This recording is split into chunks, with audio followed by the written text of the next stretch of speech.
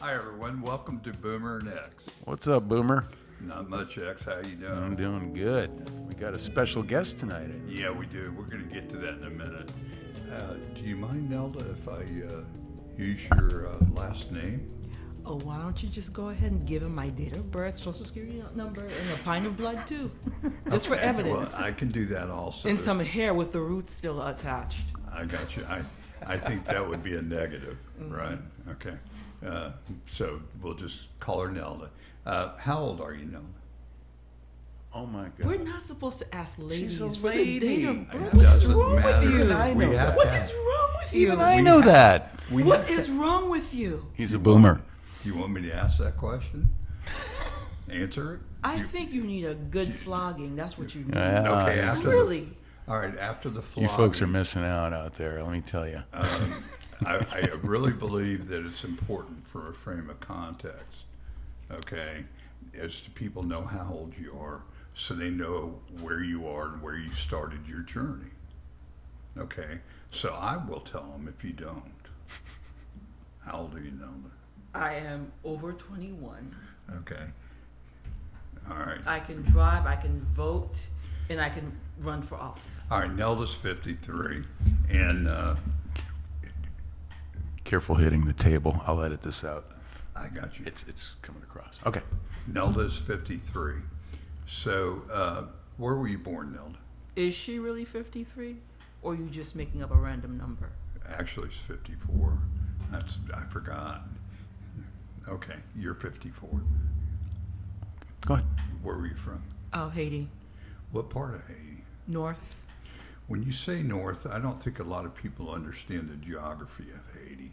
And, I think most people look at Haiti, especially since it's gotten so crazy over there. They think of Port-au-Prince and maybe a few other places, but I don't think they really see Haiti in its totality, because from what you've told me in your story, the north of Haiti is completely different socially and geographically. Is that correct? That's correct. Okay, what is the topography of the area that you've lived at? Well, it's very mountainous. There's a lot of mountains there. You have mountains, you have oceans, you have rivers, but what I remember are the mountains. Okay, and who did you live with? Well, at first I lived with my mother and my grandparents, and then later on it was just my grandparents. Okay, and we'll get to that. That's after your mom came to this country, correct? Yeah. Okay.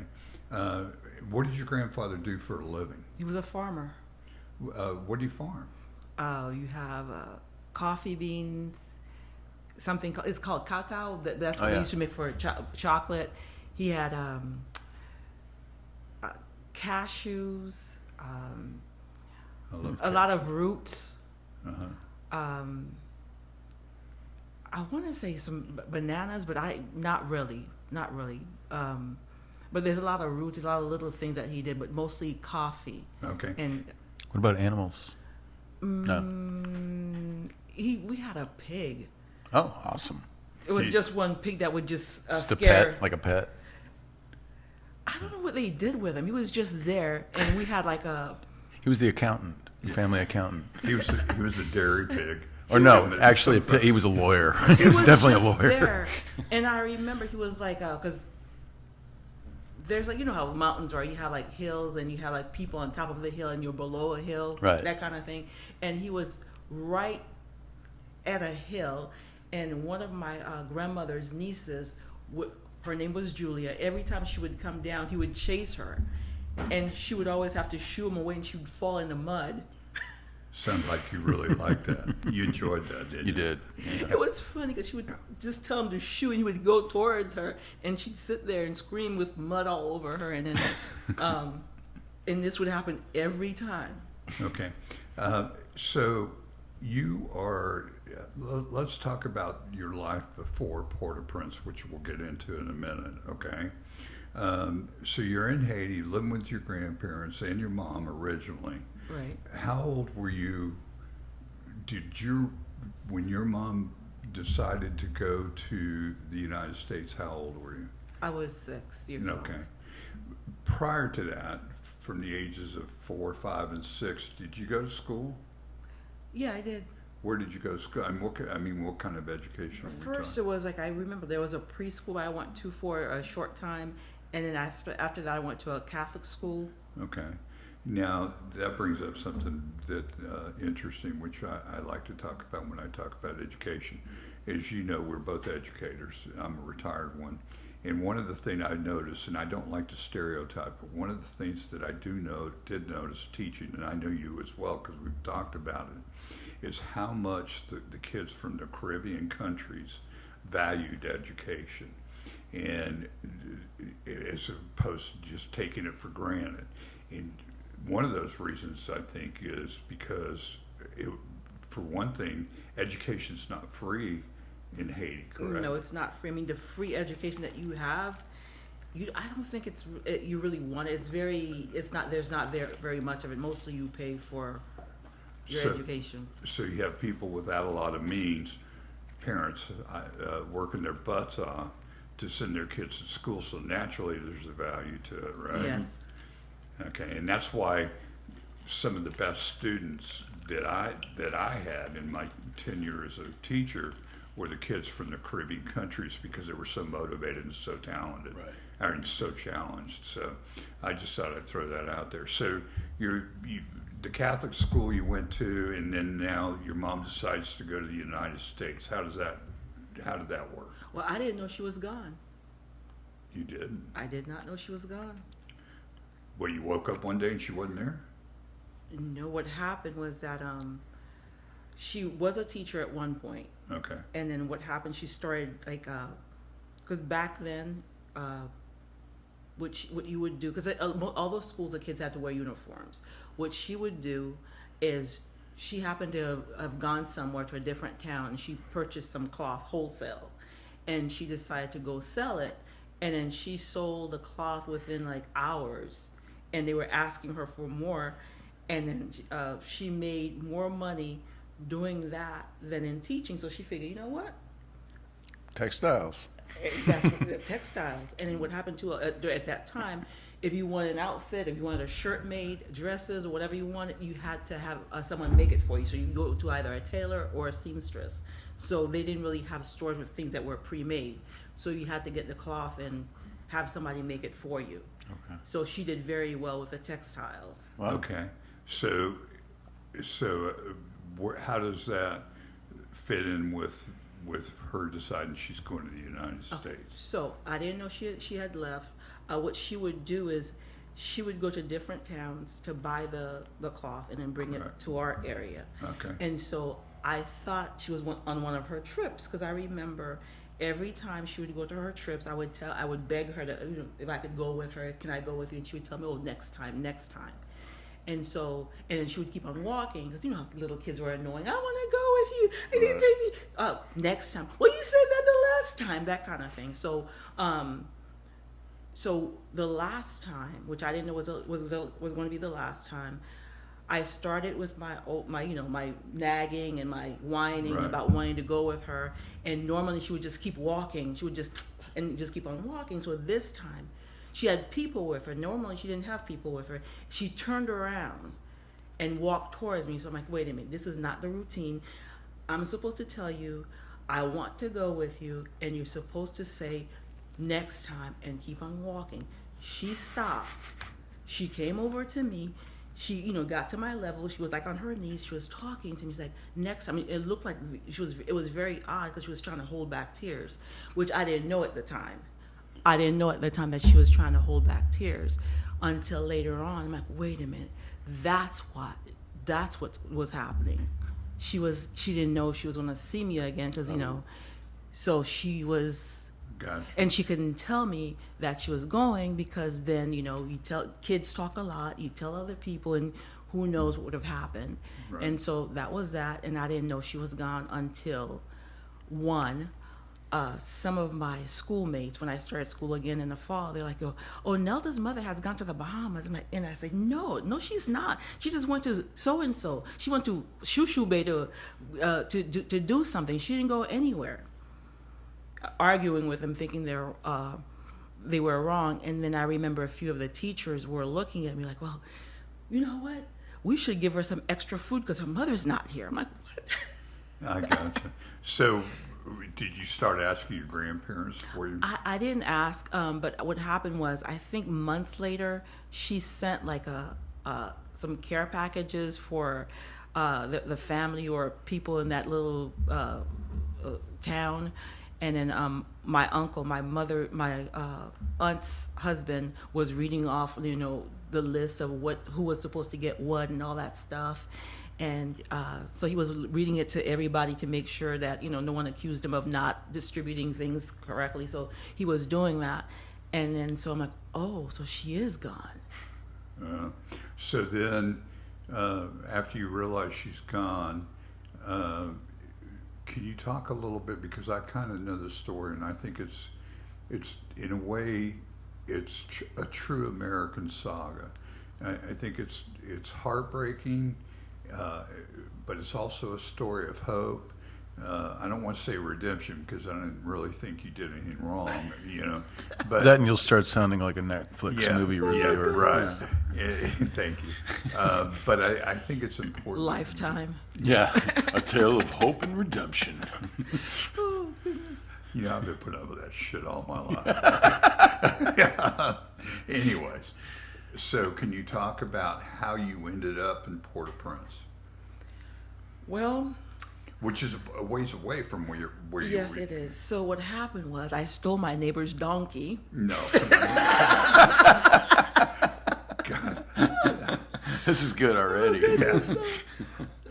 No, again, nobody ever tells me anything. So my mother had told me that she would be back, and I didn't see her. And so what happened was, one day, my uncle, my mother's sister's husband, it was just very weird, very odd. He took me to another city, and it felt odd because I was never alone with him. Not that there was anything wrong with him. It's just that my cousins were always around. We were always there. His kids, somebody was always around. It was never just the two of us. Right. So I'm like, this is weird. I'm riding a horse with him, but where are my cousins?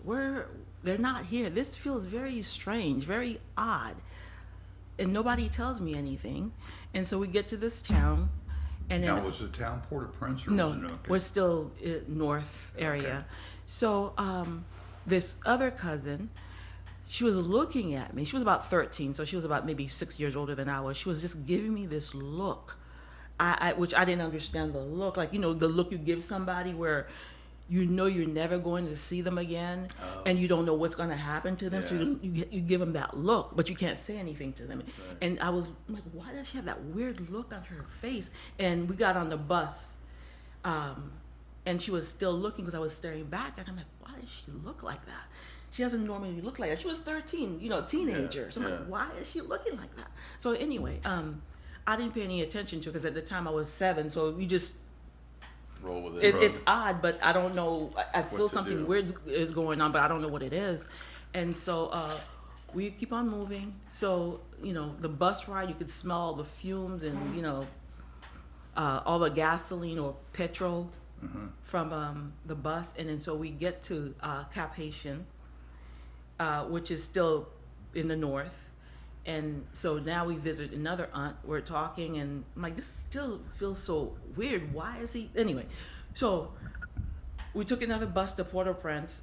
We get to this house, and I'm like, this is so weird. Why am I visiting all these people?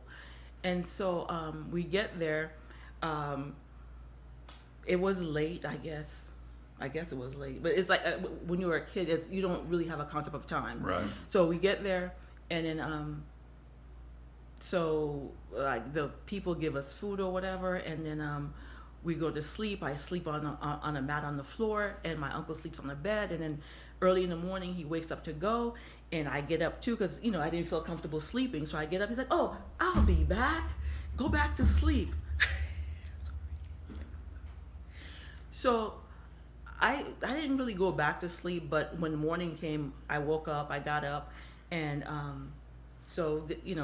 showered and everything, and I was sitting there waiting for him, And every time I would hear a noise, I would looking for him. I would hear a creak. I'm looking for him. I hear footsteps. I would look for him. And so I'm like just sitting there. I never really got comfortable because I'm waiting for my uncle to come pick me up. And finally, one of the ladies in the house, I guess she got tired of me waiting for him and looking for him. She's like, "Oh, you know he's not coming back, right?"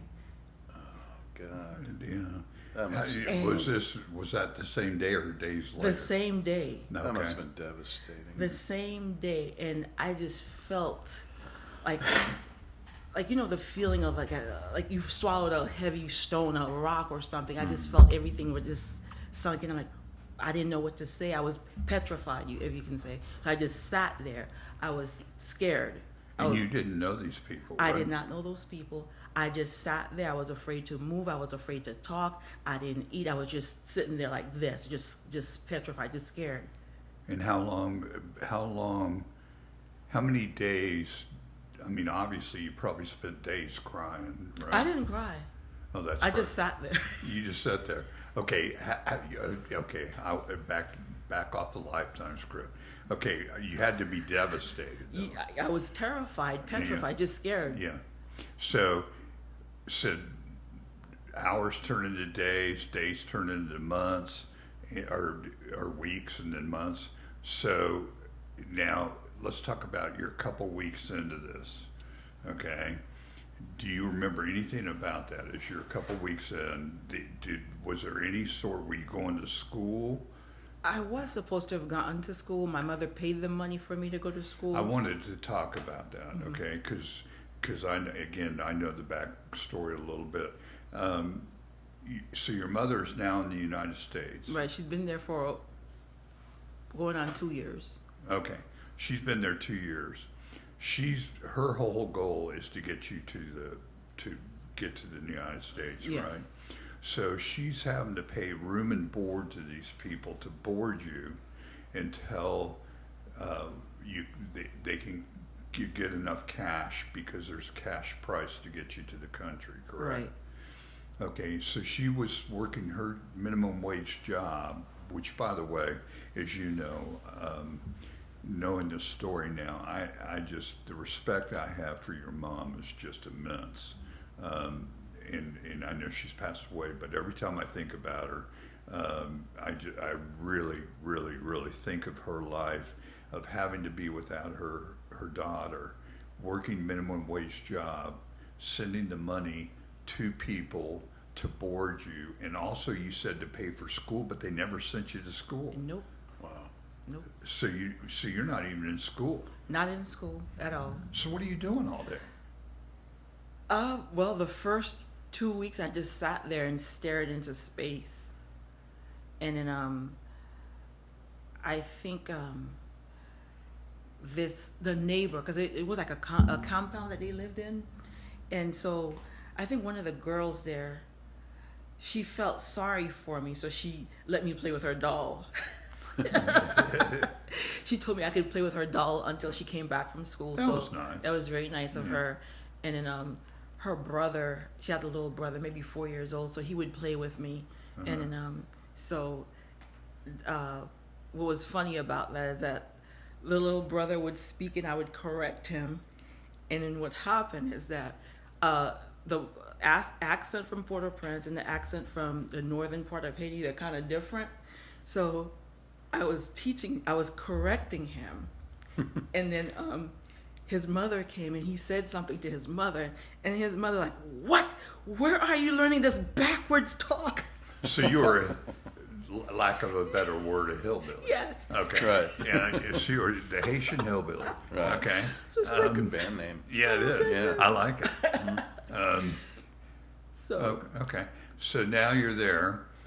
Now, how long does this go on?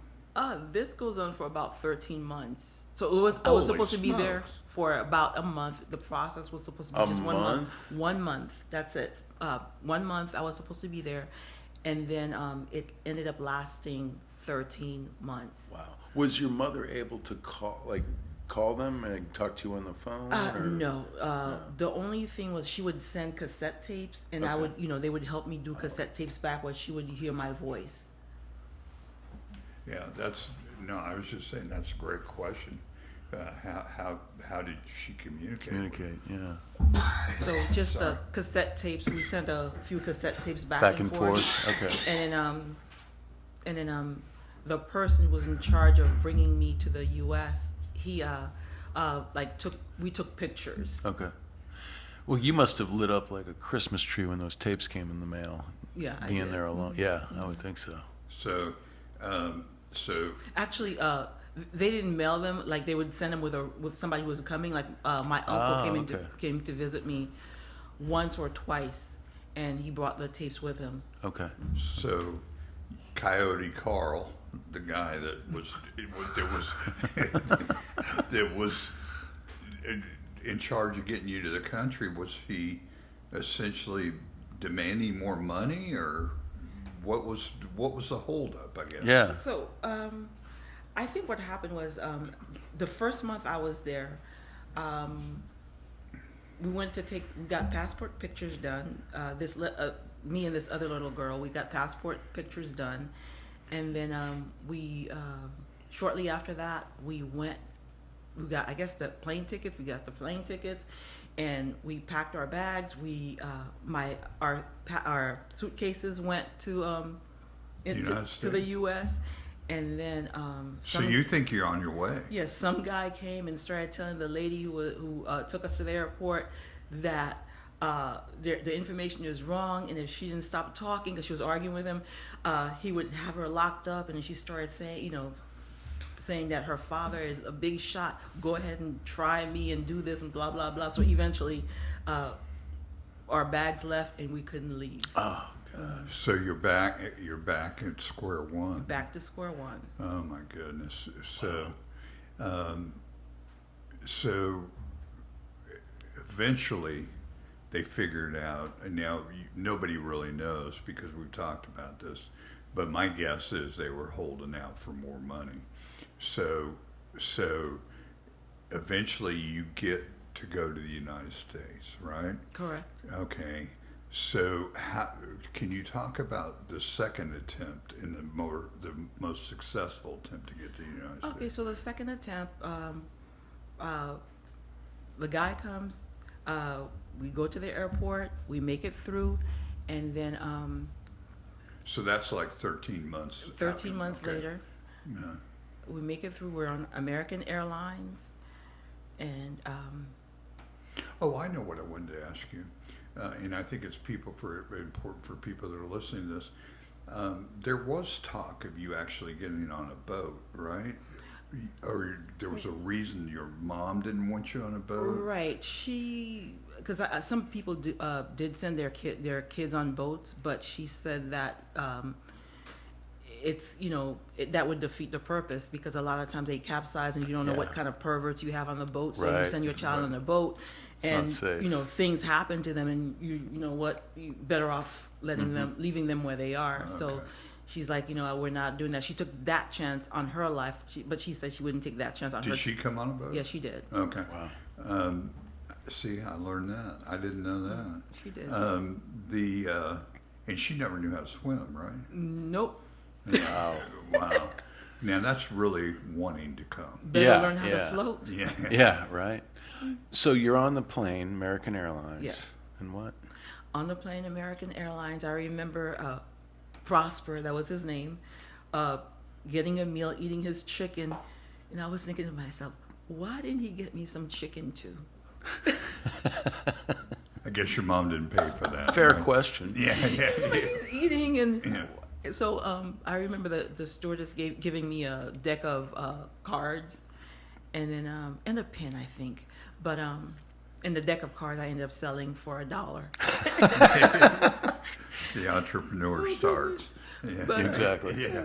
But so we get off the plane, and I think it was daylight when when I got off, and then he tells me this. We get to the airport. He tells me to sit and wait. So I said, "Oh," I just sat and waited, and I waited, and waited, Oh no. and I just sat there, and then I guess this lady who worked there, because she had a desk, and she asked one of the girls teenage Haitian girls who happened to be walking by to ask me, I guess, what was happening with me. I don't remember exactly what she asked, but I remember telling the girl that Prosper told me to wait here, and that he said he was coming back, and then she went and translated to the person that was at the desk, and so I sat there some more, and then the lady at the desk, I guess,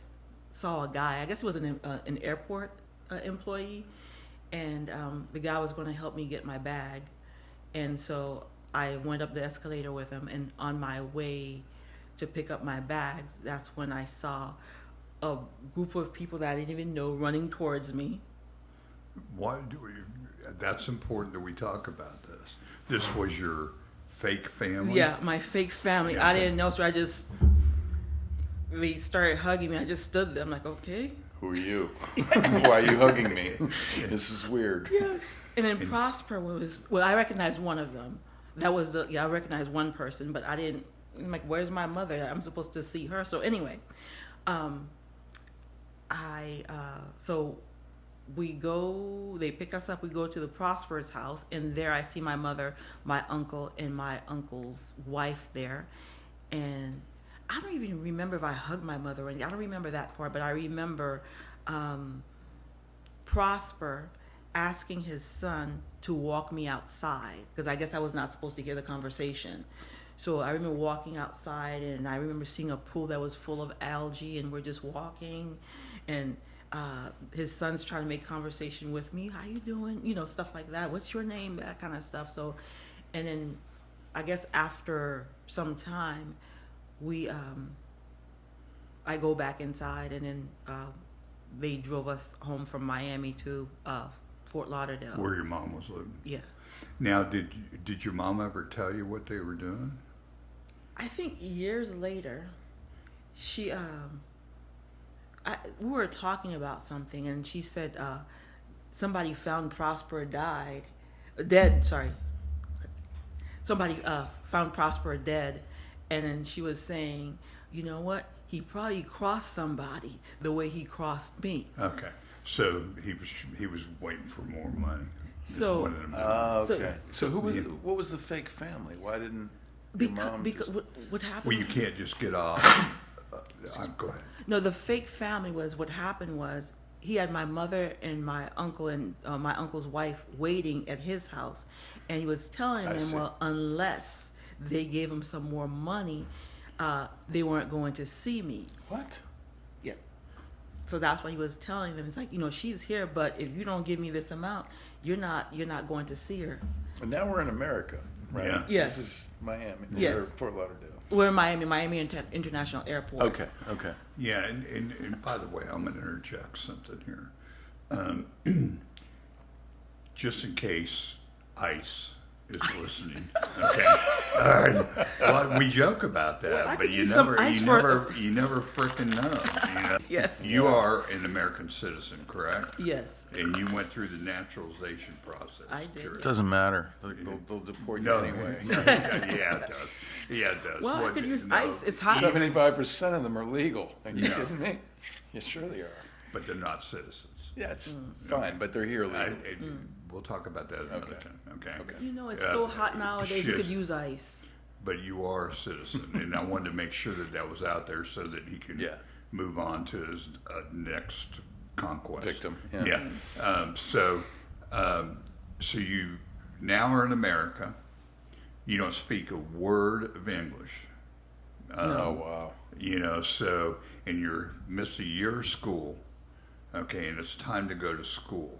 And I think this is, to me, one of the more compelling parts of your story, and also is a tribute to your mother about how you were the age of third grade. Is that right? Right, 8. Okay, and they wanted to put you in second grade, and your mom insisted that you be put into third grade. Is that correct? That is correct. 'Cause I remember going there again. My uncle was there, and my mother was. They were trying to register me, and then they were trying to put me in second grade, and she just kept saying third grade, and they're like, but she doesn't speak the language or whatever they were saying. It's like third grade. And that's all I kept hearing. It was third grade, and finally the lady gave up because my mother was not going to stop. I know your mom. That sounds like your mom. And then what's funny too, it just so happened when I started school, this girl that I was in school with, she was in my class when I was in Haiti in school. They put her in second grade, but we're the same age and we were in the same class, same grade in Haiti. Yeah.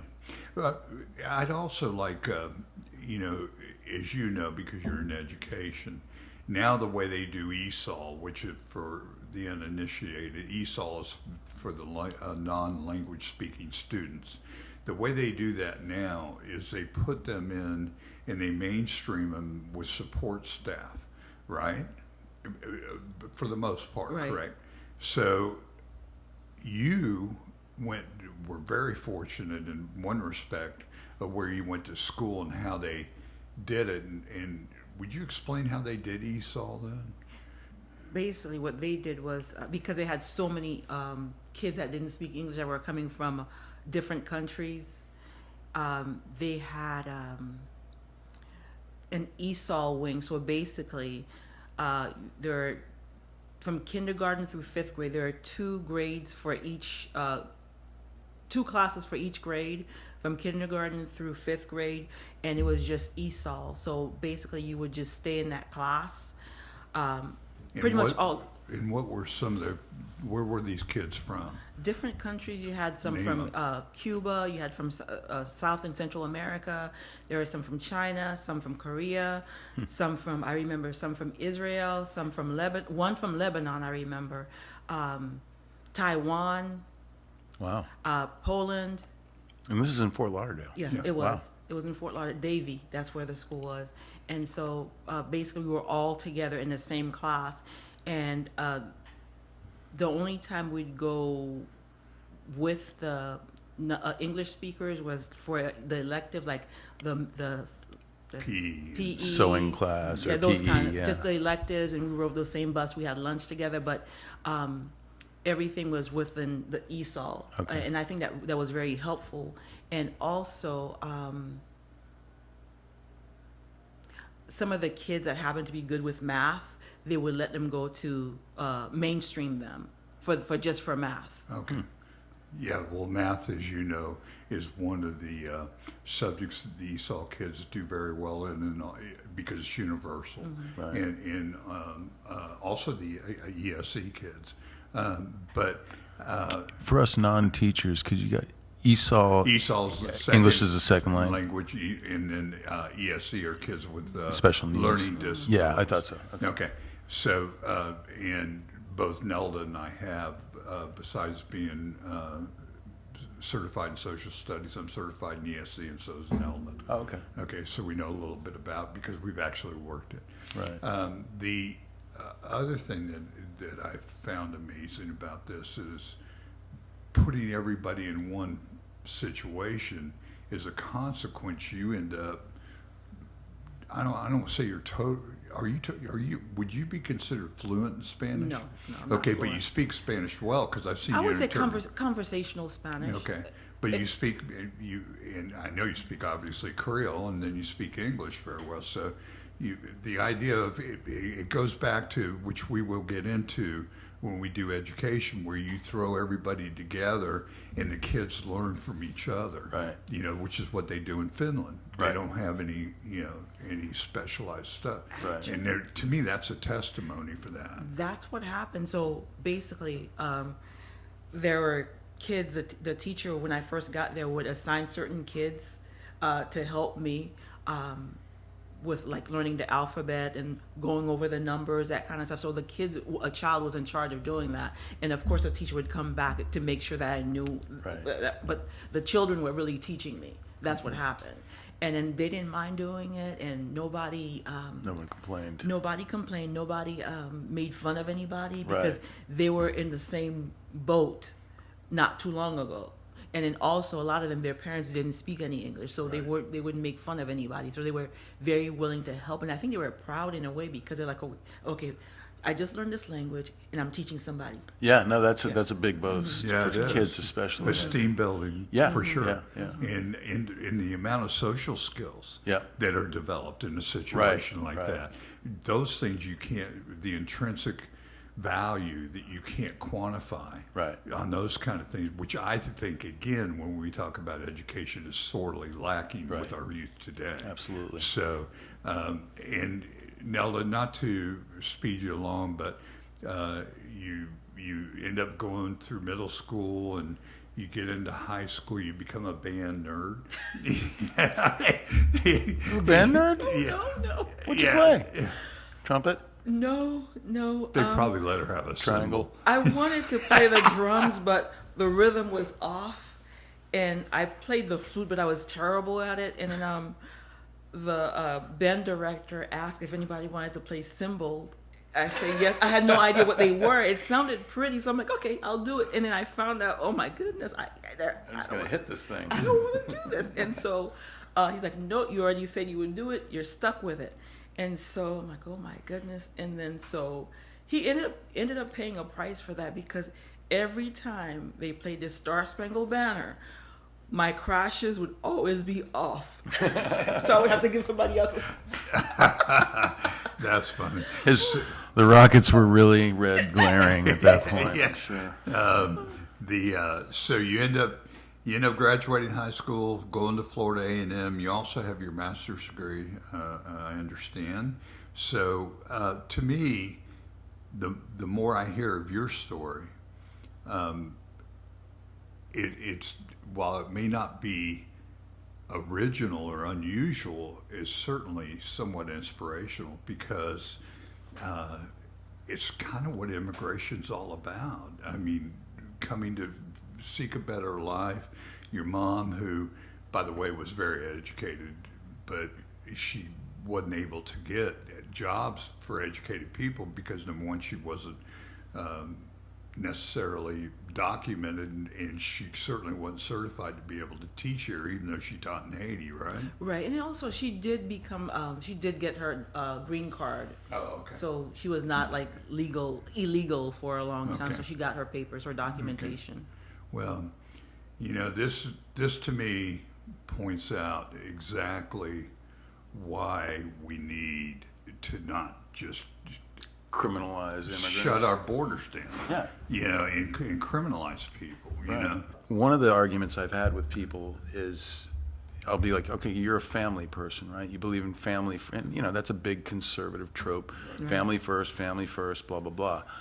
And so I'm like, my thinking is, if you were in a situation where either you cannot, in the area, in the geography you're in, you cannot provide for your family. Right. Or something keeps you from it, or your kids are in danger every day walking to school, not just the kind of dangers we face. I'm Right. talking real, Right. bullets and stuff. Wouldn't you do what's best for your family and Without take a all doubt. the chances in the world, and even if it meant risking your own lives Sure. to cross the border just to have a life for your own kids? Yeah. But they find it very easy to just judge. Like, Yeah. no, send them back. Send them to El Salvadorian prisons where they'll never get out. You're- What's the crime? Yeah. I don't have an answer to that. Okay. I really don't. Other than, I immediately, when you start talking about family, one of the things that I noticed where we taught, the school was about 70% African American or black, and about 20 to 25% Latin, and the rest white. And the one thing that I will say this, again, back to the Caribbean families, while a lot of them weren't together by choice, that was their goal, was to get together. Right. And same thing with the Latin families. You will never see, and you talk about nuclear families, they were epitomes of that. So you can't really use that against them. If they weren't a nuclear family, it wasn't because, granted, every culture has divorce and stuff like that, but it's really, really frowned upon in Some cultures. Some Yeah, cultures, yeah. and, so that argument just goes completely out the window. Well, Nelda, I know you didn't want to do this, but you know what? I think you could take our jobs, because you did terrific. And I want to. Are we talking about immigrants taking our jobs now? Yeah, Is that what this is? Yeah, that's it. those bastards. Mm-hmm. I know. Damn it. So thank you. Thank you. Welcome. Yeah, Man, it's a great story. Very it really inspiring. is. Very inspiring. So that is part of our immigration story on Boomer Next. So until next time, I'm Boomer. I'm X, Over. and out.